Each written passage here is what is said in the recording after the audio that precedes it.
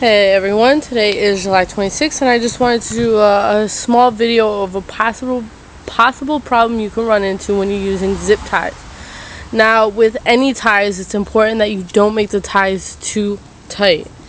As you can see here, the ties here are loose, but what I found was after I watered, I came and I checked out. What I normally do is I come and check out my ties, and I found this.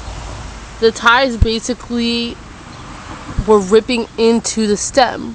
From watering, what happens is while the roots are absorbing the water and it's coming up the stem, it will make the stem a little thicker.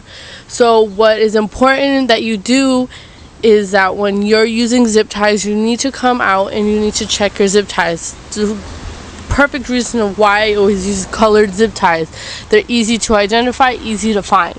So you just go in and you check your zip ties. Now if you find the zip tie is too tight, like I did here and I did here, you take a razor blade like this and very carefully just cut the zip tie, making sure you don't cut into the stem as well as not cutting yourself. You just go nice and slowly. You'll be able to get the zip tie off without cutting or causing further damage. And you just take the zip tie off and then you zip tie it somewhere else nice and loosely, or you use a bigger zip tie as I did here, and it will help to let your stem repair itself. My tomato trees are doing really great. I'm getting some actual tomatoes here. These are my beefsteak tomatoes here, so then I've got some tomatoes growing, which is really great, as well as keeping an eye on making sure that my zip ties don't get tight, as well as keeping an eye on my cherry tomatoes. As you can tell, they're getting a little plump. That's because of the watering. They'll absorb the water. You can spray your tomatoes with a calcium. You can use an Epsom salt. You just need to make sure that you use the proper amount of Epsom salt per gallon of water, and you just go ahead and you spray your tomato plants and your pepper plants if you want to, but mostly your tomato, because they're the ones that can begin to crack from overwatering. So you just go ahead and spray them and it will prevent it from cracking. And I also want to show you my local peppers, and it's about that time where I need to go in and harvest some of these. Some of them are not quite ready to harvest while others are, as well as going in and picking off all the bad peppers. Like that one right there is nice and shriveled, so I'll probably go ahead and pick those. And then also wanted to show you my zucchini blossoms.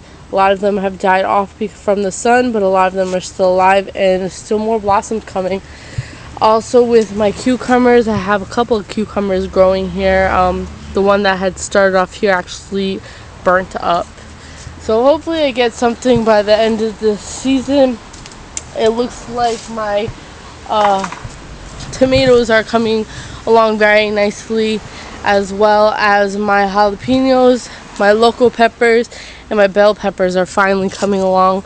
You can actually see a little bulb right there, as well as some here.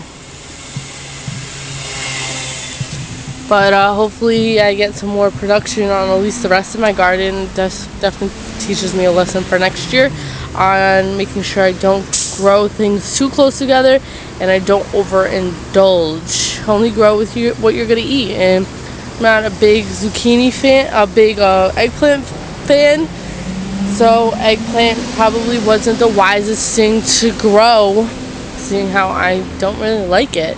And as well, not growing too many plants too close together like what I did with my zucchini and my squash. I put 4 plants in a very limited space.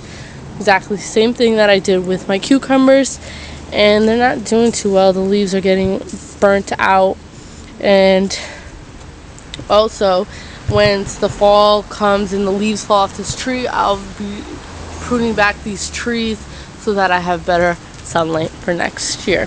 So that's what's going on in the garden on July 26th.